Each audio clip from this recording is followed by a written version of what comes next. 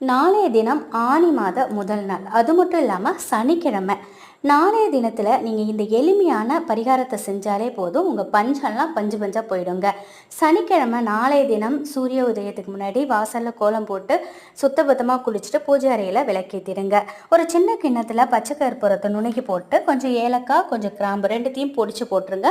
இது எல்லாத்தையும் சின்ன சின்ன உருண்டையாக உருட்டி உங்கள் வீட்டு பூஜை அறையில் பெருமாள், மகாலட்சுமி தாயாரோட படம் இருக்கும், அவங்க பாதத்தில் வச்சு எங்களுடைய கஷ்டங்கள் எல்லாம் தீரணும், எங்களுடைய வருமானம் அதிகரிக்கணும், பணம் சேரணும் அப்படின்னு சொல்லி வேண்டிக்கிட்டு ஓம் நாராயணா அப்படிங்கிற இந்த மந்திரத்தை சொல்லுங்கள். அது மட்டும் இல்லாமல் பெருமாளுக்கு துளசி தீர்த்தத்தை வைங்க. அதுக்கப்புறம் கற்பூர ஆராத்தி காட்டுங்க. இந்த சின்ன சின்ன உருண்டைகள் இருக்குது பார்த்தீங்களா, அதை எல்லாத்தையும் பணம் வைக்கும் பெட்டியில் ஒன்று வைங்க.